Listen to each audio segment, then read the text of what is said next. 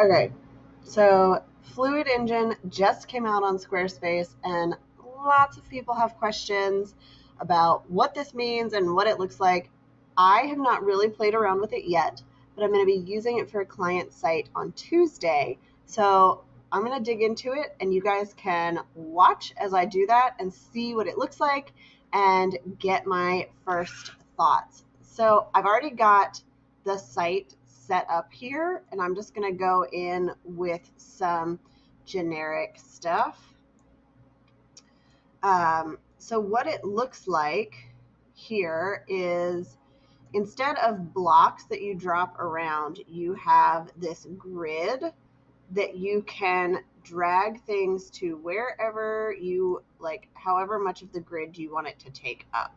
Um, and then if you're adding stuff, I have to keep dragging my face around, but if you're adding stuff,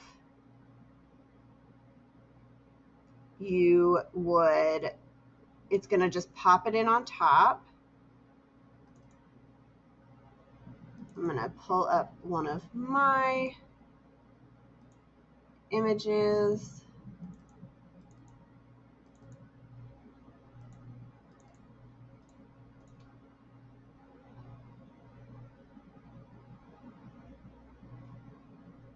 Okay, so I'm going to move this one over here. I still have the ability to edit the image. I can move things forward and backward. So I could put this image here, make it larger. I can shift it over here, and then I can move it backwards so that it's behind the text, behind the image. So really, I don't think it's too bad. You still have the ability in 7.1 to change a couple things. So you can change how many rows you have. That's going to change the height of the section. Okay. You can have it fill the screen or not. So basically, you can change the padding around your content. You can also remove the gap if you want things to be closer together, or you can add it, or you can add a custom gap. I feel like just leaving it as is probably easiest. You still have the ability to do all of the background information. It's got the colors set up in Squarespace 7.1 like it already does. And then the other sections that are not like a blank section, something that's pre-loaded, those don't actually use this Fluid Engine. So in this case, this is a list section. That content is done the same way. Because I don't have the ability to move this all around, that hasn't changed. So it's really the sections where you're kind of adding a blank section, you're adding your blocks that you can make this change. Let's move this image over here because I don't really want it behind that text. The other thing that changes here, so you'll design things on desktop, and then you've got to go to the mobile view. And what's nice about this is that you can rearrange it on mobile so that it's different than on desktop, which is kind of nice. Like I can resize things or change them, whatever I want to do.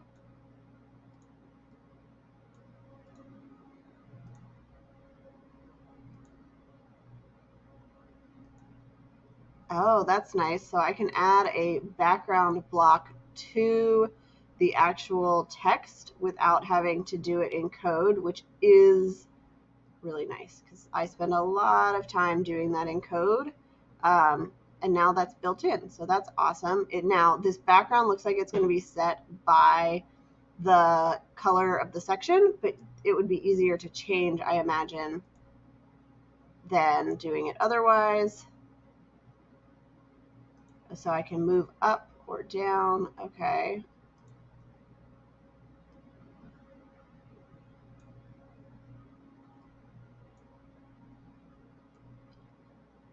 And then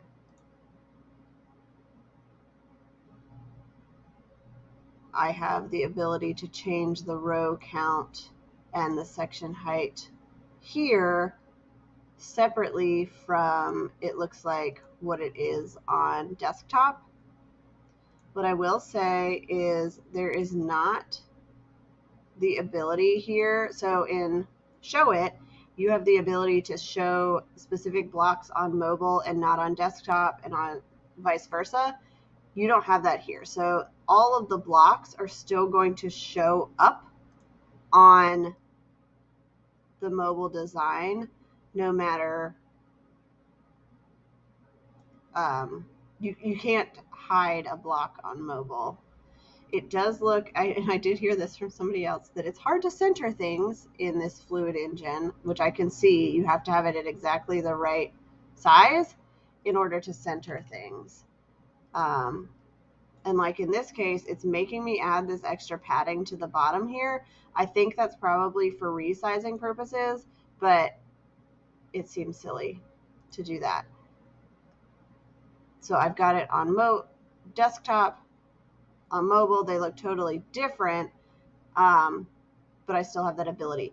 I will say, when you're doing the mobile design, so generally everybody designs on desktop. So if I were to add another image here, it's going to just pop it kind of wherever it wants. I can move it around, but then when I get to the mobile view, it seems like it's going to add it to the bottom.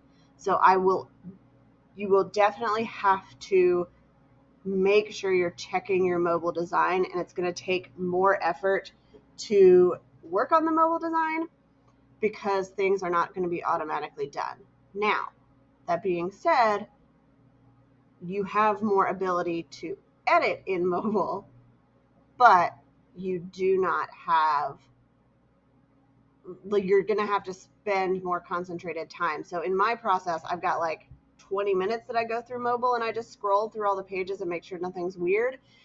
With Fluid Engine, I'm definitely going to have to take more time to go through that, because every section that I've designed otherwise is going to have to be redesigned on the mobile. And I will also say, we are not sure yet how all of the plugins and code and stuff are working now that this has been updated.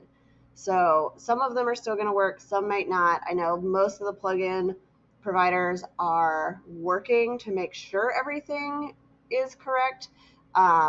But that's a consideration too, is that if you're trying to use code that you found on Google, it might not work exactly as expected now that you have this new editor. But overall, I think it can lead to some interesting updates and everything, but it will be a learning curve for everybody. If you are a circle designer, you have the ability to turn off Fluid Engine and go back to the regular editor. So if you really hate it, you can reach out to somebody who's a circle designer and see if they can get that turned off for you. But I think we got to give it a chance. It's got some more flexibility, but it's definitely going to take more time to design things, because you're not just kind of dragging and reordering next to. So before, I would have pulled this up, it would have popped right next to there. If I wanted it to overlap, then I would have had to use code to do that. Now, there is no kind of, okay, I want it to automatically go to this location next to this one. I have to do that on my own. And I have to also tell things whether I want them in the front or the back, or however I want that set up. So it's going to be learning. I'm excited to do it for a client site, because I think it'll add some fun for this one that we're doing. But if you try out Fluid Engine and like it or don't like it, let me know. I'm excited to see how people are going to use it, because this is a big change for Squarespace. Like it's a big update that they've made to make this more flexible. So it was still a drag and drop, but now you've got really a lot more ability to put things exactly where you want them. The other thing I did notice, and this is just another caveat, is you've got to double check it on different screen sizes more. So depending on how close you put things together, so if I add this button right under the text, when I looked at it on this smaller screen size, they actually overlap. So I think it's going to just take a lot more testing to make sure that things aren't overlapping and looking unexpected on different sizes of screens. And as a designer, I already do that. But if you are not a designer, it is something you're going to have to add to your process as you're making updates and as you are adding pages. You've really got to make sure that you're not just checking the desktop and mobile, but look at it on like a tablet size screen to see how things are going.